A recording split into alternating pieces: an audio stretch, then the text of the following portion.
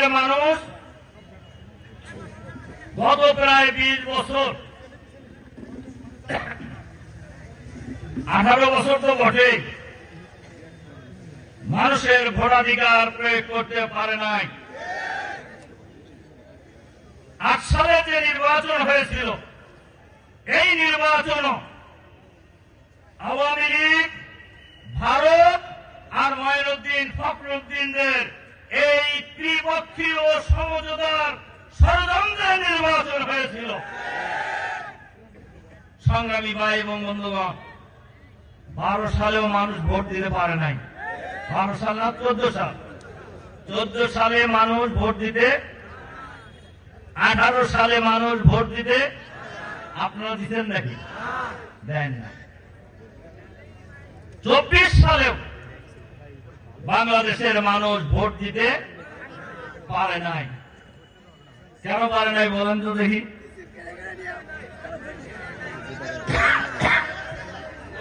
এমনকি আমি আজকের এই মিটিং এ যারা পালিয়ে গেলেন তাদের লোক আছে, আমি জানি, সবাই আছে, সব দলের লোক এখানে আছে।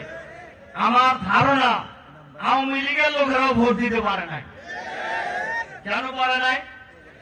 ভোট দেওয়ার দরকার হয় নাই, ভোট অন্য লোকেরা দিছে।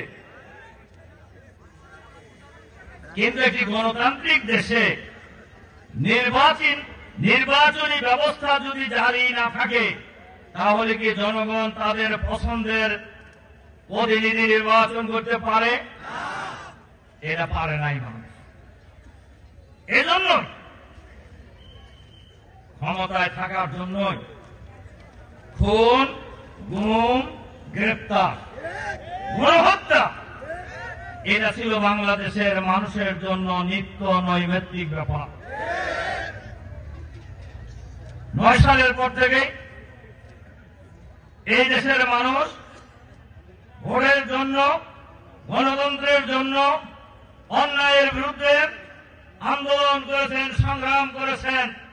যারা এই আন্দোলন সংগ্রাম করেছেন তাদেরই কুটুরি চেপে ধরা হয়েছে, তাদেরকেই হয় খুন করা হয়েছে, অথবা গুম করা হয়েছে, অথবা গ্রেপ্তার করে কারাগারে পাঠানো হয়েছে। এর বাইরে তো কিছু ছিল না। দেখেন, এবারে যে আন্দোলনটা হল, এই আন্দোলন শুরু করছিলেন কারা জানেন নাকি আপনারা? কারা? ছাত্ররা। এটা কি কোন দলের আন্দোলন ছিল? এই আন্দোলন ছিল ছাত্রদের অধিকার আদায়ের আন্দোলন। সে অধিকারটা কি ছিল শুনে যান। আজকে পরিচালনা করেছেন 5 বছর, মঈনুদ্দিন ফখরুদ্দিনদের 2 বছর, আর আওয়ামী লীগের এই 15.5 বছর এই নেতাদের বিরুদ্ধে মাইক্রোস্কোপ দিয়ে দুর্নীতি খোঁজা হয়েছে, কিন্তু 1 পয়সার দুর্নীতি তারা বের করতে পারে নাই। তাহলে জামাত ক্ষমতা পেলে দুর্নীতি করবে না, এই ঘোষণা আমরা দিতে পারি না? বলেন পারি কিনা? সংগ্রামী ভাই এবং বন্ধুগণ, এখন জামাত ক্ষমতায় গেলে কেউ কেউ বলে মহিলাদের কি হবে, অনেকেই বলে, কথা শোনেন ভালো করে, সময় তো বেশি নাই, অনেকেই বলে যে জামাত যদি ক্ষমতায় যায় মহিলাদেরকে একদম ঘরে বসায়া, ঘরে ঢুকায়া কালো বোরকা পরাই দিবে। এরকম বলে না? আমি বলি আলহামদুলিল্লাহ, বাংলাদেশে যদি ইসলামী রাষ্ট্র ব্যবস্থা কায়েম হয়ে যায়। আর একটা কথা বলি, জামাত ক্ষমতায় যেতে চায় না, বাংলাদেশে ইসলামকে রাষ্ট্রীয় ক্ষমতায় বসাতে চায়। আর ইসলামকে রাষ্ট্রীয় ব্যবস্থায় প্রতিষ্ঠিত করার জন্যই যুগে যুগে আল্লাহ তাআলা অসংখ্য নবী রাসূল পাঠিয়েছেন। সকল নবী রাসূলের দায়িত্ব ছিল লিইয়ুযহিরাহু আলাদ-দীনি কুল্লি, সমস্ত মতবাদের উপর, সমস্ত আদর্শের উপর ইসলামকে বিজয়ী আদর্শ হিসাবে প্রতিষ্ঠা করতে পারেন। তাহলে আমরা যারা মুহাম্মদ সাল্লাল্লাহু আলাইহি সাল্লামকে নেতা মানি, আমাদের কার আদর্শ কায়েম করার জন্য লড়াই করা উচিত? বলেন তো, কার আদর্শ কায়েম করার জন্য লড়াই করা উচিত? ইসলামী আদর্শ কায়েম করার জন্য লড়াই করা উচিত। এটা সকল মুসলমানের জন্য ফরজ। সকল মুসলমানের জন্য কি ফরজ? বাংলাদেশ জামাত ইসলামী এই কারণে এই সংগ্রাম করছে বাংলাদেশে। যে কথা বলতেছিলাম মহিলাদের ব্যাপারে, আমরা পরিষ্কার বলি, বাংলাদেশে যদি জামাত রাষ্ট্র ক্ষমতা পরিচালনা করার দায়িত্ব পায়, আমরা শাসক হব না, আমরা সেবক হব জনগণের, ইনশাআল্লাহ। আমরা রাজা হব না।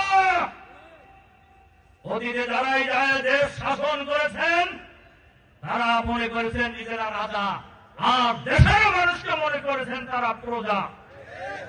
আমরা রাজাও হব না, এদেশের জনগণকে আমরা প্রজাও বানাবো না। এদেশের জনগণ আমাদের ভাই, ভাই হিসাবে আমরা সবাই তার ঐক্যবদ্ধভাবে থাকবো ইনশাআল্লাহ। যে কথা বলতেছিলাম, জামাত যদি ক্ষমতায় যায়, মেয়েদের পড়াশোনার জন্য স্কুল থাকবে, কলেজ থাকবে, বিশ্ববিদ্যালয় থাকবে, বিসিএস পরীক্ষা দেবে, পুলিশ অফিসার হবে, আর্মি অফিসার হবে, বিসিএস অফিসার হবে, সচিবালয়ের সচিব হবে, ব্যাংকের ম্যানেজার হবে, সবই হবে মহিলারা ইনশাআল্লাহ। শুধু শুধু একটু শিক্ষা প্রতিষ্ঠান আলাদা করে দেওয়া হবে। এটা ভালো হবে না খারাপ হবে? বলেন, ভদ্র মহিলাদের জন্য ভালো হবে না খারাপ হবে? চান না আপনারা সেটা? বলেন, চান কি না? চান। আবার আর একটা কথা